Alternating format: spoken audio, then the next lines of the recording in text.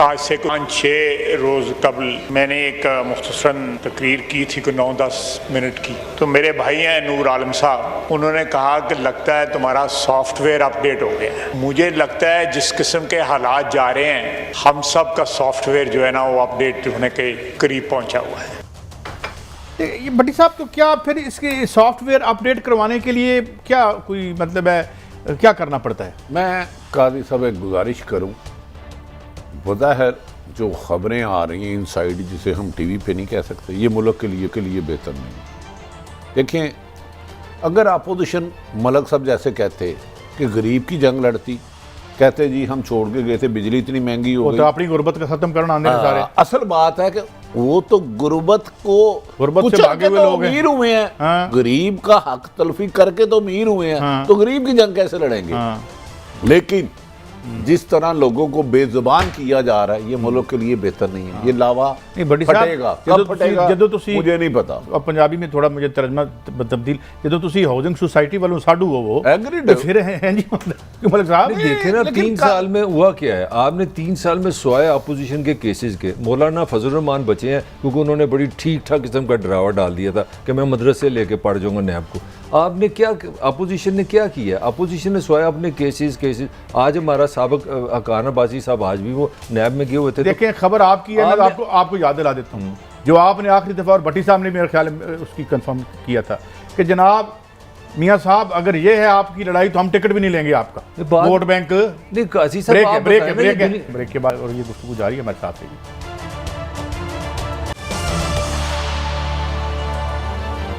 Welcome back. भट्टी साहब, अब इस बयानिए में से पिंडी तो निकल गया है, इस्लामाबाद का ज़्यादा चर्चा है।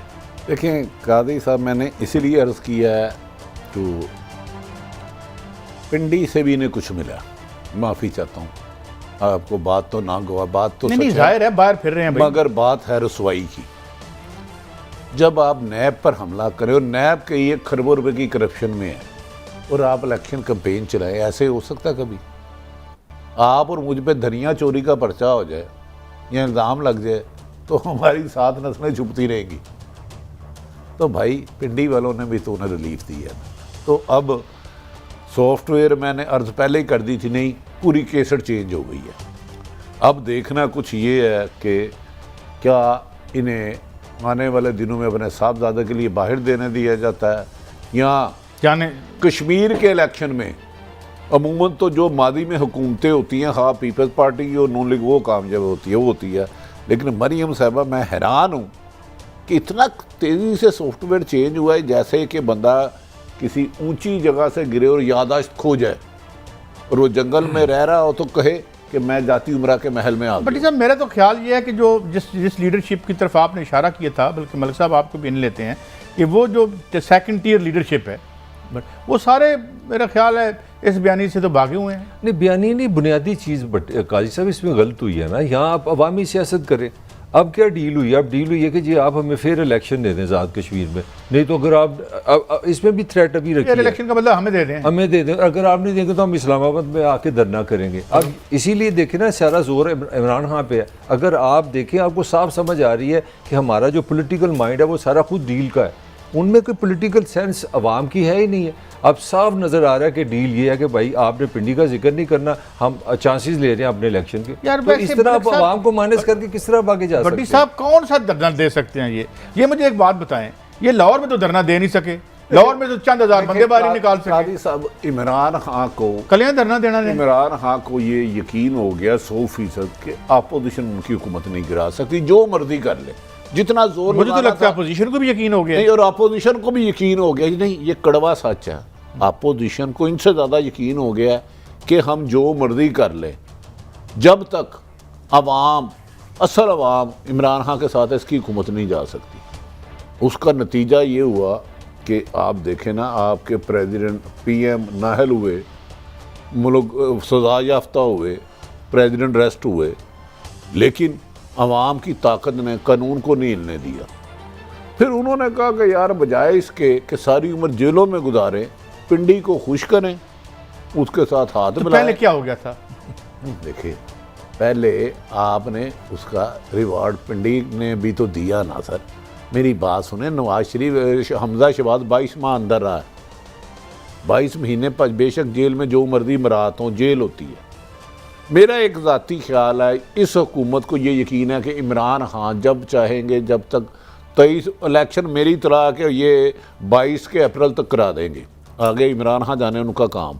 और ये अपोजिशन को भी यकीन है, लिहाजा उन्होंने कहा कि पिंडी के साथ डील करके कम से कम ये फ़ायदा होगा, जेल हवालातों से बच जाएंगे। भट्टी साहब बात पिंडी की मुराद मैं कह रहा हूँ कि पिंडी की डयाला जेल की बात करूँ, कहीं आप कोई उसको और अपने एंगल पे ले जाए। पिंडी में मरी भी आता है, आजकल छुट्टियां आ रही हैं, लॉन्ग नहीं, उसमें ढोक खबा भी आती है और बहुत सी जगह आती है। लेकिन मलिक साहब, ये जो मियाँ साहब के हवाले से खबर आई है कि बड़ी मायूसी का उन्होंने इजहार किया अपने लोगों में। पहले वो खबर मैंने क्या देनी, आप दोनों ने पहले दे दी। जो आपका फिक्रा था ना, जब भट्टी साहब ने कहा कि इमरान खान को यकीन हो गया कि अपोजिशन उनकी हुकूमत नहीं ख़त्म कर सकती। आप दुनिया की कोई डेमोक्रेसी ले लें, जिस दिन जहांगीर तरीन ने कहा था 33 बंदे मेरे साथ हैं, पंजाब हुकूमत बचती थी, बच गई। मतलब बच्चों वाली बात, कैलकुलेशन कर लेना। आपको ही 10 में आपको चीज़ें बता देता हूँ। यहाँ पे नबील गबोल साहब ऑन रिकॉर्ड बैठे हैं कि काफ लीग की पीपल्स पार्टी से ये डन हो गई थी कि हम पंजाब बदलने जा रहे हैं। आज आप उस डाकू, पहले आपने उसको डाकू का, आज आपने उसको वफाकी वजीर बना दिया। जो मैं पॉइंट रेज करना चाह रहा हूँ कि ऑफ दी रिकॉर्ड जो कल 2-3 जगह पे शहबाज शरीफ साहब की मीटिंग हुई है, उन्होंने एग्जैक्टली आप वाली बात की। उन्होंने कहा हमें भी अब यकीन हो गया कि हमारे पास कोई ऐसी ताकत नहीं है, अक्ल नहीं है, सियासत नहीं है, अवाम नहीं है, हम इस मुल्क के सियासत में अपनी ताकत से कोई तब्दीली नहीं। डिप्रेशन आ गया। इससे रिलेटेड एक जवाब दे दूं। इमरान खान साहब को पहले बाज़ ताकतवर हल्के कुछ तब्दीली के लिए कहते थे तो यार ये अब उन्होंने वाशगाफ लफ्ज़ इमरान खान ने कहा, खबरदार इस इशू पे बात ही ना करना।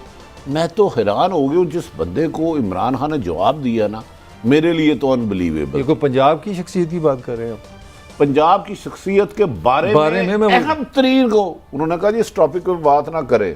उधर कोई रेड लाइन की भी बात है, आगे मुझे नहीं सही याद, क्योंकि वो एक ख्वाब थी, ख्वाब भूल जाया करते। अच्छा, ख्वाब, लेकिन अच्छी बात है भूल। लेकिन बड़ी साहब ये चलें, ऊपर के जोड़ तोड़ होते रहेंगे।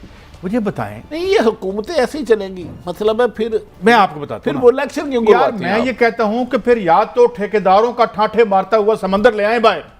जिन लोगों को आप नवाजते रहे हैं वो तो क्या 100 बंदा नहीं आया। अच्छा काई साहब ये बताएं, अच्छा ये बताएं, क्या ये इन्होंने अपनी जब भी 20-25 साल रही गरीबों की खिदमत की या गरीबों का खून निचोड़ के खुद अपने तिजोरियां भरी हुई? ये जवाब हुन कहंदे अवाम आ रही है हमारे धरना लेके डरना नहीं। अच्छा भाई साहब, इससे आप डिसएग्री कर सकते हैं। आजाद कश्मीर में नंबर 1 जारी है नून, ये मैं आपको अब मेरी राय है, अपनी ऑब्जर्वेशन है। आप जलसे तो देखें ना, भट्टी साहब जलसे देखे, तादाद देखे, जलसे बिलावल तो वैसे ही भाग गया। में बेनजीर का तो जलसा नहीं देख सका, मैं छोटा था, लेकिन इमरान खान का 2011 का मीनार पाकिस्तान देखा था, 13 में रिजल्ट क्या आया था वो निकाल लें। वो भाई जलसों से फैसले नहीं होते। जो लोग सिर्फ ये कहते फिरते हैं कि उसी माजी के चलन पर चली जाए एस्टैब्लिशमेंट, कि जब हम घर बैठ के ठप्पों का इंतजाम करते थे और बकौल भट्टी साहब के वहां बंदे बैठे होते थे कि कैसे इलेक्शन को स्टील करना है, और जो इलेक्शन स्टील करने के लिए तरले करते कि मेरे हक में करो, वो की कर दो मलिक साहब। इस वक्त मैं कबीना में तब्दीली की बात करता हूँ, इन सब की हुकूमत रही है। कश्मीर का इंफ्रास्ट्रक्चर देखें, क्या इन्वेस्टमेंट की है इन्होंने। फारूक कादर साहब आपकी क्या यहाँ पे परफॉर्मेंस रही है। इससे पहले पीपल्स पार्टी थी, उसकी क्या परफॉर्मेंस रही है। कीता कीजिए साढ़े लिए पूछना आ गए प्लीज। मलिक साहब बाकी क्या हो गया, आप बलूचिस्तान को भूल गए हैं, बलूचिस्तान का यही हाल है, सिंध की गुर्बत को भूल गए। नहीं आप तो इस तरह कह रहे हैं कि तीसरा दौर है ना, तीसरा दौर है ना। लाहौर में मेरे साथ शदरे चले, कौन सी प्रिमिटिव टाइम मैं आपको दिखाता हूं। ये तो सिंध बलूचिस्तान यार, आप जो टाउन चले शदरे की बड़ी अहम शख्सियत ने मुझे कहा मैं लाहौर को बड़ा जानता हूँ। मैं क्या भाई आप लाहौर को जानते नहीं, अल्लाह का वास्ता है।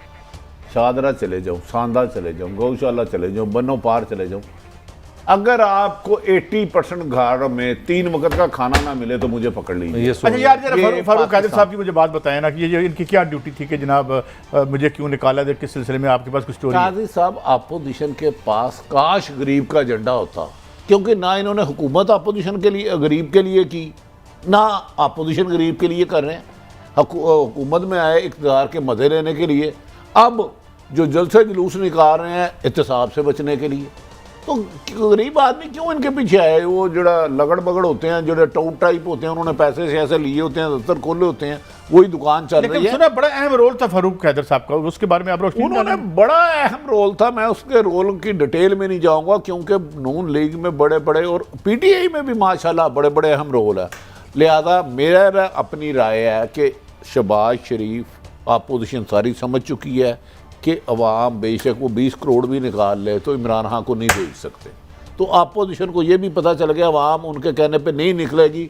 लाहौर के जलसे में मरियम नवाज ने जो पीडीएम का था, पीडीएम के कमर में कील ठोक दी थी नाकाम जलसा करके। आप ये बात माने या ना माने, जब उन्होंने कहा था दिसंबर में हुकूमत हार होगी, पार होगी। मलिक साहब, you don't have to be an Einstein और जीनियस टू नो कि आपने अवाम को कुचला, एंटी अवाम पॉलिसियां बनाई, अमीरों को नवाजा, गरीबों को मारा, तो बाहर आते तो गरीबों बाहर निकलो।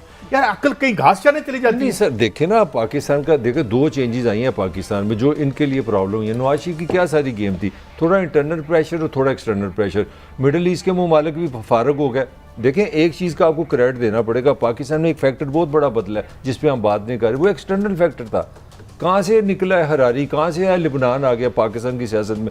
इस बार एक ये बहुत बड़ा फैक्टर है जिस वजह से चेंज नहीं आ रही है कि एक्सटर्नल फैक्टर को हम माइनस खत्म हो गया, उसकी वजह वो ग्लोबलाइज दुनिया खत्म हो गई। दूसरी जो चीज़ है, मैं आपको एक छोटा सा कमेंट, हमारे सियासतदान ने सियासत सीखी है टेलीविज़न की, ये मीडिया मैनेजमेंट करते हैं। अब इनको रियलाइज हुआ है कि ये प्रेस कॉन्फ्रेंस करने, ये टिकर बनाने से मुल्क नहीं बदलते, वो अवाम के साथ जाना पड़ता है। ये फ्लॉ है, मैं आज एक स्टोरी भी लेके ये फ्लॉ है, याद कराइएगा, मैं भूल ना जाऊं। ये सारा मीडिया मैनेज कर रहे हैं।